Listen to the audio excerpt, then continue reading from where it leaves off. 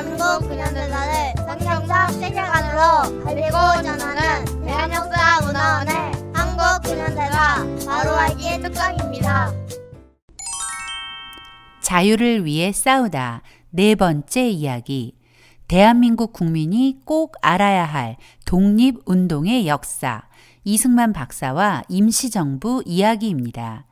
3.1운동 이후 독립의 열망은 더 간절해졌고 이에 따라 국내외에서 속속 임시정부가 수립되었습니다. 그 가운데 영향력이 큰 조직은 연해주의 대한국민의회, 상해 임시정부, 서울의 한성정부였습니다. 임시정부 중 가장 처음 수립된 대한국민의회는 노령 임시정부라 불렸는데 1919년 3월 17일 대통령 손병희, 부통령 박영효, 그리고 국무총리에 이승만 박사를 내정하여 임시정부 수립을 선포하였습니다. 이승만 박사는 자신이 노령 임시정부의 국무총리가 되었다는 사실을 샌프란시스코에서 발간되는 교민신문 신한민보를 통해서 처음 알게 되었다고 합니다. 그리고 그 뒤를 이어 4월 11일 중국 상해에 신한청년당을 중심으로 활동하던 독립운동가들에 의해 상해 임시정부가 수립되었습니다. 상해 임시정부는 대통령이 없이 국무총리가 지휘하는 정부였는데 국무총리에 임명된 사람이 바로 이승만 박사였습니다. 이 박사는 필라델피아 대한인 총대표회의 중인 4월 15일 전보를 통해 그 소식을 듣게 되었습니다. 그리고 4월 23일 서울에서 이승만 박사를 집정관 총재로 임명하고 민주공화국의 형태를 갖춰 출발한 최초의 임시정부 한성정부가 수립되었습니다. 한성 임시정부는 국내 13도 대표가 모여 국민대회 취지서를 발표하고 한성정부 수립을 선포하였다는 점에서 절차상 가장 정당성이 있는 임시정부로 평가됩니다.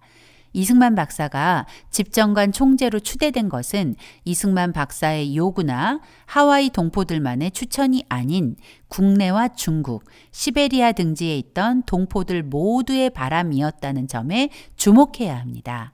그만큼 우리 동포들이 이승만 박사에 대한 기대가 컸다는 증거겠죠? 한성 정부의 집정관 총재가 된 이승만 박사는 워싱턴에 대한공화국 본부를 설치하고 외교 활동을 펼치며 각국 정상에게 한국이 임시정부를 수립하였음을 공식 서한을 통해 선포하면서 자신을 President of Republic of Korea라고 소개했습니다. 이승만 박사는 임시정부 대통령 자격으로 윌슨 대통령을 비롯해 대한제국과 국교를 맺었던 영국, 프랑스, 이탈리아 등 10강의 정부 수반들에게 한국의 자유공화정 정부가 수립되었음을 알리며 한성 임시정부의 강요 명단까지 통보했다고 합니다. 특별히 미국에 보낸 서한에는 김규식을 파리 강화회의 대표로 보낼 것이니 발언권을 달라 요구하며 요구의 근거로 1882년 조미수호 통상조약을 운운하기도 했습니다. 뿐만 아니라 일본에게 한국이 정부를 수립하였으니 일본 정부는 한국을 주권 국가로 인정하고 최소 외교관을 제외한 모든 일본인을 한반도에서 즉각 철수하라고 통보하기도 했습니다. 이렇듯 여러 곳에서 임시정부가 수립되자 이를 통합하려는 움직임이 일어났습니다. 한인이 많이 모여 사는 간도나 연해주 지역으로 거점을 옮기자는 주장, 국제도시인 상하이가 적합하다는 주장 등이 분분했고 여러 차례에 걸쳐 논의한 결과 통합된 임시정부는 상하이에 거점을 두고 명칭을 대한민국 임시정부로 하며 한성정부의 법통을 계승하기로 결정하고 1919년 9월 11일 모든 임시정부를 하나로 통합한 대한민국 임시정부가 탄생한 것입니다. 대통령의 이승만 박사, 국무총리의 이동희, 노동국 총판의 안창호, 경무국장의 김구 등이 지명되어 임정 활동을 시작했습니다. 임시정부 대통령으로 취임한 이승만 박사는 곧바로 상해에 간 것은 아닙니다. 필라델피아 대한인 총대표회의 이후 워싱턴에 임시정부 대통령 사무실을 마련한 이 박사는 1919년 8월 25일 구미위원부를 설치하고 임시정부의 외교본부로서 역할을 하며 세계를 상대로 임시정부 홍보와 외교활동에 전념하며 1년을 동분서주 뛰어다녔습니다. 그러는 동안 통합 임시정부에는 계파 간의 싸움이 계속되었습니다. 뿐만 아니라 1919년 5월 상해에 도착한 안창호와 11월에 도착한 이동희가 결탁하여 1920년 5월 이후 대통령 불신임 운동을 펼치며 이승만 박사에게 상해로 오지 않으면 불신임 결의를 하겠다며 협박하는 편지를 보내기도 했습니다. 이승만 박사는 더는 임시정부의 문제를 좌시할 수 없어 상해로 가기 위해 6월 말 워싱턴에서 하와이로 돌아와 상해로 갈 준비를 서둘렀습니다. 이승만 박사는 망명 생활을 하면서 미국 국적을 받을 수 있었지만 그렇게 하지 않았습니다. 이 박사는 해방되는 때까지 무국적자로 어려움을 감수하며 독립운동을 해나갔죠. 무국적자 이 박사가 미국 여행증을 받는다면 이 박사의 상해 행위 노출될 것이 뻔했기에 밀항 외에는 다른 방법이 없었습니다. 왜냐하면 이 박사에게는 여전히 30만 달러의 현상금이 걸려 있었기 때문이죠. 이 박사는 호놀룰루에서 장의사 사업을 하던 보스익의 도움으로 일본을 경유하지 않은 배를 타고 상해로 가기로 했습니다. 보스익은 이승만 박사보다 나이가 위였지만 하와이에 와서 인연을 맺은 평생의 친구로 이승만 박사가 돌아가시는 순간까지 이 박사를 도왔던 사람입니다. 보스익은 이승만 박사를 자신의 별장에 숨겨두고 배편을 알아보는 한편 이승만 박사가 이미 상해로 떠났다는 가짜 소문을 내서 이 박사가 무사히 상해로 갈 수 있도록 힘을 썼죠. 마침내 11월 16일 새벽 중국인으로 변장한 이승만 박사는 아들과도 같은 평생 동지 임병직과 상해로 가는 배에 올랐습니다. 사실 이승만 박사가 상해로 가겠다고 의사를 전하자 이 박사를 지지하던 임정의 인사들은 이 박사의 상해행을 반대했습니다. 왜냐하면 안창호와 이동희가 이 박사를 상해로 끌어들이려는 것은 이승만 박사를 임시정부에서 찍어내려는 음모였기 때문입니다. 이승만 박사 측근이었던 안현경과 장붕의 편지가 그때의 상황을 이야기해 줍니다. 1920년 4월 23일 안현경의 편지입니다. 결단코 이곳으로 오지 마시옵소서. 샌프란시스코와 상하이 몇몇 야심가들이 내응이 되어 세분, 이승만, 김규식, 여운홍을 상하이에 끌어들여야 미주 하와이 일이 해결된다 하였고 대통령께서 이곳에 오시면 안창호는 미국으로 간다 합니다.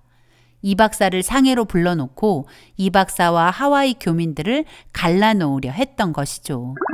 7월 16일 장붕의 편지는 더 구체적입니다. 각하를 이곳으로 오시라는 운동은 모두 공심에서 나온 것이 아니오. 여러 가지 작은 허물을 찾아내어 공박하자는 의도에 불과하며 또 각하를 위하는 사람들은 모두 오시는 것을 원치 아니하나이다. 연일 국무회의도 하고 차장들이 비밀이 단결되어 각하를 공격할 하자도 찾고 방책도 연구하는 듯 하외다. 이 박사를 상해로 부르는 것은 사심이 가득한 제안이었습니다. 이 박사의 허물을 찾아내서 이 박사를 몰아내고 자신들이 권력을 차지하고 싶었던 것입니다.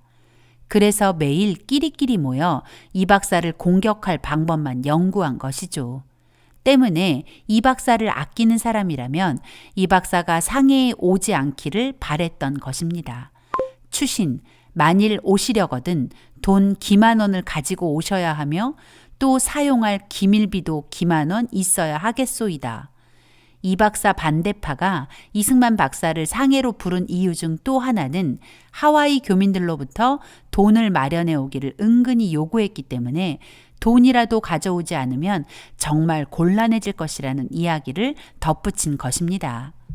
이승만 박사를 반대하던 세력의 문서에도 이를 뒷받침해주는 자료들이 남아있습니다.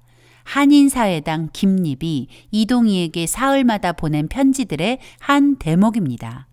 한인사회당은 볼셰비키 혁명 이후 1918년 볼셰비키의 지원을 받아 이동희가 하바로브스크에서 창당한 공산주의 정당입니다. 승만을 몰아내고 다시 국을 정리하려 힘쓸 마음이 많았소이다. 설사 승만이 상해에 오지 않을지라도 상해 국 중에 안창호가 공심이 있는 자이면 동심 협력하여 이 국을 일신할 수 있사오나. 이것은 1919년 7월의 편지로 임시정부가 통합되기 전 이미 공산주의 세력이었던 이동희 일파는 이승만 박사를 임정에서 축출하고 통합 임시정부를 자신들의 것으로 만들려는 계획을 이미 세워두었다는 것을 알 수 있습니다. 당시 상해 임시정부는 이승만 박사를 지지하는 자유공화정 지지파, 이동희를 중심으로 하는 공산주의 세력, 그리고 안창호를 중심으로 하는 세력이 존재했습니다. 이 박사가 상해에 오기 전 신익희로부터 받은 편지만 봐도 임정 내 계파 싸움이 얼마나 심했는지를 알 수 있습니다. 임시정부는 한마디로 당동벌이라는 평을 들어왔으며 이를 혁파할 묘책은 안 보입니다. 당동벌이란 뜻이 맞는 사람끼리 한패가 되어 다른 사람을 물리친다는 뜻입니다. 이것이 독립을 위해 통합된 임시정부의 현실이었습니다. 김구는 이승만 박사 부임을 전후한 당시 임시정부 상황을 백범일지에 이렇게 적었습니다. 김인현 대한민국 임시정부 원년에는 국내외가 일치하여 민족운동에 매진하였다. 그러나 세계사조가 점차 봉건이니 사회주의니 복잡해지면서 단순하던 우리 운동계에도 사상이 갈리고 음양으로 투쟁이 전개되었다. 임시정부 직원 중에서도 공산주의니 민족주의니 하는 분파적 충돌이 격렬해졌다. 심지어 정부의 국무원 중에서도 대통령과 각부 총장들 간에 민주주의냐 공산주의냐로 각기 옳다는 주장에 따라 갈라졌다. 그 대강을 거론하면 국무총리 이동희는 공산혁명을 부르짖고 대통령 이승만은 민주주의를 주장하였다. 맞습니다. 대한민국 임시정부는 시작부터 민주주의 그리고 공산주의로 나뉘어 있었고 또 하나의 세력, 안창호파가 존재했습니다. 장붕이 이 박사에게 보낸 편지의 한 대목을 보면 안창호가 임정의 3분의 2 이상을 독점하고 있으니 대책이 필요하다고 말합니다. 실제로 안창호가 상하이에 와서 황제 노릇한다는 반발이 일어날 정도였습니다. 당시 안창호는 미국에 이어 상해에도 흥사단을 비밀리에 조직하는 일에 전념했는데 1920년 9월 20일 흥사단 원동위원부를 결성하여 해방 때까지 영향력 있는 유력자만 190여 명으로 중국 지역 독립운동가의 규모를 뛰어넘는 사조직을 만든 것이죠. 그야말로 사심이 가득한 행보였습니다. 안창호에 대한 우리의 평가는 그의 실제 모습과는 달리 너무 과장된 것입니다. 1920년 12월 5일 이 박사는 상해에 도착했습니다. 12월 13일 임시정부 초대 대통령 이승만 박사는 드디어 임시정부 청사에 발을 들여놓았습니다. 그리고 임시정부 직원들과 인사를 나누었죠. 그리고 12월 28일 저녁 교민단 사무소에서 임정 강요들, 의정원 국회의원들, 현지 동포사회 인사들 300여 명이 모여 임정 대통령 이승만 박사를 위한 환영식을 가졌습니다. 이승만 박사는 감사와 감회의 말을 전하고 난 후 많은 금전을 가지고 온 것이 아니다라고 말하여 임정 인사들의 기대감에 파문을 일으켜 놓고는 독립전쟁론을 터뜨렸습니다. 미구의 기회가 옵니다. 겉으로는 아무 일 없는 것 같이 하고 각각 사업하며 비밀이 예비하여 단도와 소총 1개씩이라도 사서 적어도 두 놈은 죽이고야 죽겠다는 결심을 가집시다. 평소 이 박사의 외교 독립론과는 결이 다른 이야기처럼 느껴지지만 시간과 상황을 고려하여 무장투쟁도 필요하다는 것이 이 박사의 생각이었습니다. 더구나 무장투쟁을 내세우는 많은 임정 인사들의 입을 잠시나마 틀어막는 효과도 있었겠지요. 독립전쟁의 이야기를 마친 이 박사는 임정의 계파 싸움을 정조준하여 단합을 부르짖었습니다. 세상이 우리를 단합하는 민족이라 하니 기쁘외다. 단합의 견고를 더하여 넘어져도 한결같이 일어나도 한결같이 향진합시다. 왜 탐정과 이한용을 제하고는 다 한 지체인데 한 사람이라도 불합이라 하면 우리 사업에 그만치 해가 되리다. 어느 곳에서 작정하고 동원령을 내릴 날이 있으리이다. 독립신문은 이날 장시간의 연설이 청중들에게 심각한 감동을 일으켰다고 썼습니다. 국민아, 통곡을 말고 희망으로 이 결심을 하자. 우리의 원수, 우리의 지도자, 우리의 대통령을 따라 광복의 대업을 완성하기에 일신하자, 합력하자. 우리 생명이 가진 존경과 지식과 기능과 심성을 다 그에게 드리고 마침내 그가 나오너라 전장으로 부르실 때에 일제히 예하고 나서자. 마치 이승만 박사를 찬양하는 듯한 독립신문 기사는 이동희, 안창호 등 사심을 가진 세력의 뒤통수를 세게 후려친 셈이 되었고 그들의 암투와 전혀 다른 동포들의 독립에 대한 각오를 다지고 있는 것입니다. 1923년 1월 1일 임시정부 인사들은 신년 축하식을 거행하고 기념사진을 찍었습니다. 임시정부는 임정, 강요 및 의정원 등을 다 합쳐 겨우 59명이었지만 출신 지역과 이념과 사심 가득한 이해관계로 찢어지고 갈라져 날마다 전쟁터를 방불케 했습니다. 드디어 이동희는 붉은 속내를 드러내기 시작했습니다.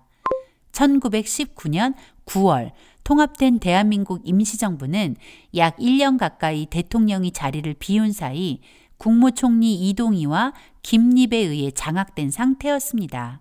임정 대통령 이승만 박사가 상해에 오기 전 임정을 손에 쥔 두 사람은 이동희의 또 다른 신복 한영권을 임시정부 러시아 주재 정권 대표로 모스크바에 파견했습니다. 이동희가 임정 몰래 임정 대표 문서를 만들어 한영권을 밀사로 레닌에게 보낸 것입니다.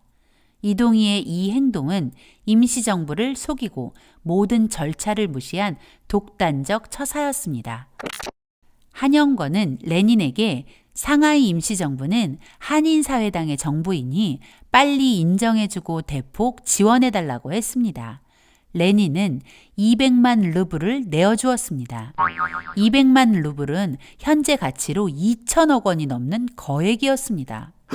그러나 이 돈은 독립을 위한 자금이 아니었고 오로지 공산당 조직을 위한 자금이었습니다. 우리가 잘못 알고 있는 것 중 하나가 레닌이 준 돈이 독립자금으로 쓰였다고 생각하는 것입니다. 우리는 한영권의 말에서 이동희를 비롯한 공산 세력이 임시정부를 자신들의 것이라 생각했다는 것, 임정을 공산주의 정부로 이끌어가려 했다는 것을 알아야 합니다. 그리고 이런 공산주의자들과의 치열한 싸움을 하며 자유민주주의를 지켜낸 이승만 대통령의 고통을 조금이라도 이해할 수 있어야 합니다. 이동희와 김립이 제 입으로 임정이 절대 모르게 우리만 써야 할 공산혁명 자금이다 라고 말했으니 더 이상 무슨 설명이 필요할까요? 이동희는 이 돈을 가지고 한인공산당, 즉 고려공산당 설립에 매진했습니다. 새로운 공산당 조직에 착수한 이동희와 김립은 임정 내외의 주요 인사들은 물론 상하이에 몰려든 청년 남녀를 비밀리에 포섭하기 시작했습니다. 여운형 등 다수의 독립운동가가 고려공산당에 입당한 것이 바로 이때였습니다. 당시의 상황을 김구는 백범일지에 이렇게 적었습니다. 공원에 산보 가자는 이동희를 따라가자 그는 조용히 말했다. 나를 좀 도와주시오. 얼핏 불쾌한 생각이 들었다. 나에게 무슨 유감이 있나? 이동희는 아니라면서 진지하게 말했다. 대저 혁명이란 유혈 사업으로 어느 민족에게나 대사인데 현재 우리의 독립운동은 민주주의 혁명에 불과하오. 따라서 이대로 독립을 하고 나면 또다시 공산혁명을 하게 될 것이니 2번 유혈은 우리 민족에게 큰 불행이오. 그러니 아우님도 나와 같이 공산혁명을 하는 것이 어떠하오? 우리가 제3국제당의 명령을 받지 않고 공산혁명을 할 수 있습니까? 그것은 불가능하오. 이동희의 대답을 듣자 임시정부 헌장에 위배되는 일이라 거절하고 자중을 권고했다. 이동희가 새로운 공산당 조직을 만드는 동안 레닌에게 받은 비밀 자금 문제가 드러났습니다. 대통령이 참석한 국무회의에서 이 문제를 둘러싼 설전이 폭발하고 말았죠. 임정 측은 국무총리가 레닌이 임시정부에게 보낸 거액을 혼자 착복하였으니 대역 범죄라고 들고 일어났고, 이동희는 임정이 아니라 한인사회당에 제공한 자금이라며 반격했습니다. 맞는 말이죠. 이제야 이동희의 본색이 드러난 것입니다. 레닌에게 받은 자금은 독립운동이 아닌 공산주의 혁명 자금, 그 이상도 그 이하도 아니었습니다. 우리의 인식 속에 잘못 자리 잡은 소련의 독립운동 지원설은 그야말로 가짜 뉴스일 뿐이고, 팩트는 공산주의자들 사이에서 주고받은 정치 자금이었다는 것입니다.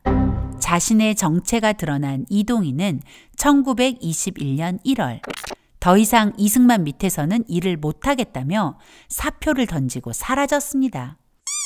항무총장 김규식, 군무총장 노백린, 노동국 총판 안창호 등도 연달아 사퇴했습니다.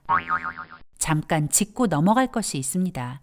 우리가 지난 시간 자유시 참변에 대해 들었습니다. 소련의 붉은 군대와 한인 공산당이 연루되어 대한독립군단을 학살한 끔찍한 학살 사건. 이동희가 자유시 참변에 깊이 연루되어 있다는 사실을 아십니까? 이동희는 정치자금을 받으며 레닌과 비밀스런 거래를 했습니다. 그 거래는 자유시 참변이라는 결과를 낳았습니다. 소련의 사주를 받고 독립군단을 자유시로 유인한 장본인이 바로 이동희였으니까요. 대한독립군단 와해에 혁혁한 공을 세운 이동희를 독립운동가라고 추앙하는 대한민국. 독립운동가를 죽인 가해자가 어떻게 독립운동가가 될 수 있겠습니까? 성경은 우리에게 이렇게 경고합니다. 악인을 의롭다 하며 의인을 악하다 하는 이 두 자는 다 여호와의 미워하심을 입느니라. 다시 임정으로 넘어가 볼까요? 임정을 떠나기 전 안창호는 끝까지 이승만 박사 흠집내기에 열을 올렸습니다. 안창호와 여운형은 군중대회를 열고 미국에 의존하려는 이승만의 독립운동 노선이 독립정신을 위배하는 것이라고 이 박사를 공격했습니다. 이승만 박사의 외교 독립 노선을 두고 하는 말입니다. 정작 독립정신을 위배하는 것은 자신들의 사욕을 위해 분열을 조장하는 그들 자신이었는데도 말이죠. 그런 상황에서 이승만 박사는 임시정부를 하나로 만들어 보려고 새해 연두교서를 발표하고 현실에 맞는 임정의 활동 목표와 방법론까지 제시하며 설득해봤지만 소용없는 일이었습니다. 미국식 자유민주주의와 실용주의적 교육을 받고 기독교 세계관을 추구하는 이승만 박사가 임정에서 할 수 있는 일은 더 이상 없었습니다. 임정은 점점 파국을 향해 달려가는 폭주 기관차와 같았습니다. 이 박사는 더 이상 상해에 머무를 이유가 없어졌습니다. 때마침 미 국무장관 찰스 에반스 휴즈가 태평양 지역 9개국의 해군 군비 축소 회담을 제의하자 이승만 박사는 9개국 군축회의에서 한국의 독립을 호소하기 위한 준비 작업을 한다는 명분으로 미국행을 결정하고 상해 부임 5개월여 만인 1921년 5월 중순 상해를 떠났습니다. 후일 하와이에 돌아온 이승만 박사는 지지자들을 모아 대한인 동지회를 조직했는데 그것은 상해에서 조직이 없어서 늘 발목을 잡혀 아무것도 할 수 없었던 고통스러운 경험의 산물이었습니다. 동지회는 이 박사의 지지자가 되어 함께 대한의 독립을 위해 싸웠고 후일 대한민국 건국 과정에도 이 박사를 물심양면으로 도운 진정한 동지가 되어주었습니다. 이승만 박사가 미국으로 돌아가자 대한민국 임시정부에서는 이 박사에 대한 비난이 거세졌습니다. 의정원은 1921년 6월 17일 임정에 존재하지도 않는 불신임 제도를 들고 나와 이승만 박사에 대한 불신임안을 가결하고 박은식을 대통령으로 선출했습니다. 절차에 어긋나는 상황이 벌어진 것이죠. 결국 1925년 3월 18일 이승만 박사는 안창호 세력의 주도하에 상해 임시정부 의정원의 일방적인 탄핵으로 5년 6개월의 대한민국 임시정부 대통령 측에서 물러나게 되었습니다. 그리고 이 박사가 외교 독립을 위해 공들인 워싱턴의 구미위원부도 폐지되었습니다. 이승만 박사 탄핵 후 임시정부는 무정부 상태로 빠져들고 말았습니다. 2대 대통령 박은식이 67세로 숨을 거두고 난 뒤 김구에게 기회가 왔습니다. 그러나 대한민국이 추앙에 맞지 않는 김구 선생은 주도적으로 임정을 이끈 지도자가 아니었고 그럴 능력도 없었다는 것이 사실입니다. 1927년 1월 19일 임시정부는 소비에트식 개헌안을 통과시켰고 김구가 임정의 사령탑이 되었습니다. 이제 임시정부는 본격적으로 공산체제로 변질되었습니다. 이날의 충격적 개헌을 동아일보는 이렇게 보도했습니다. 상해 임시의정원에서는 지난 19일 임시헌법을 개정하여 전부 소비에트식으로 하고 대통령 국무총리 이하 재래 직제를 폐하고 노농 러시아식으로 위원제를 채용하였으며 동시에 집행위원장 이하 집행위원을 선거하였는데 그 시명은 아래와 같다더라.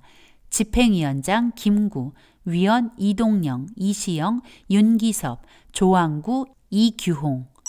1919년 3.1운동을 기획했던 이승만 박사는 3.1운동이 탄생시킨 임시정부 대통령이 되었습니다. 하지만 5년 6개월 만에 대통령직에서 물러나야 했습니다. 그리고 독립의 열망을 품고 자유공화정의 정체성을 가지고 태어난 임시정부는 탄생 7년 만에 3.1운동의 독립정신은 지워지고 자유공화정이라는 정체성도 사라졌습니다. 그리고 공산체제로 변질되어 버렸습니다. 지난 2019년 문재인 정부 당시 보훈처는 3.1운동과 임시정부 100주년을 기념하며 3.1운동과 임시정부 활동에 공로가 큰 인물을 선정하여 대대적인 홍보에 나섰습니다. 유관순, 김마리아, 손병희, 안창호, 김규식, 김순애, 한용운, 이동희, 김구, 지정천, 안중근, 박은식, 윤봉길 등 총 13명이었습니다. 그러나 이승만 대통령은 없었습니다. 그리고 윤석열 정부가 출범하고 첫 3.1절 기념식이 있었던 2023년 3월 1일 행안부가 주관한 3.1절 기념식에도 이승만 대통령의 모습은 찾아볼 수 없었습니다. 이것이 바로 대한민국의 현실입니다. 한나라의 건국 과정을 알지도 못하고 알려하지도 않고 더구나 거짓 역사에 매도되어 3.1운동과 임시정부에서 가장 핵심 인물이었던 이승만 대통령을 지워버린 것입니다. 더구나 문재인 정부 당시 3.1운동과 임시정부 100주년을 강조하며 대한민국 건국의 뿌리가 1919년 임시정부라고 떠들었습니다. 그들이 말하는 임시정부는 이승만 대통령이 첫 대통령이 된 그때를 말하는 것이 아닙니다. 공산체제로 변질된 그때를 말하는 것이죠. 만약 문재인 정부의 주장대로라면 대한민국의 정체성을 공산주의로 바꾸어야 합니다. 임시정부의 역사를 조금이라도 알았다면 이승만 박사 탄핵 이후 공산주의 체제로 변질된 임시정부를 대한민국 건국의 뿌리라고 말할 수는 없을 것입니다. 공산 세력과 결탁하여 대통령제를 없앤 안창호, 자유민주공화제 대신 소비에트식 독재 헌법을 받아들인 김구. 그들은 공산주의자였을까요? 아닙니다. 그들 스스로도 공산주의자가 아니라고 하였고 그들이 공산당 활동을 했다는 기록도 없습니다. 문제는 그들의 인식이었습니다. 공산주의가 무엇인지, 진정한 독립이 무엇인지 몰랐기 때문에 사욕을 채우거나 공산주의자들의 손에 놀아나다가 그 지경이 된 것이죠. 우리는 임시정부의 혼란과 격동의 독립운동 역사를 통해 지식의 중요성을 깨닫게 됩니다. 이승만 박사가 그토록 주장한 백성 한 사람 한 사람이 깨어나야 독립이 가능하다는 그 말을 기억하며 대한민국 국민으로서 확고한 정체성을 가지기 위해 바른 역사를 공부해야겠습니다.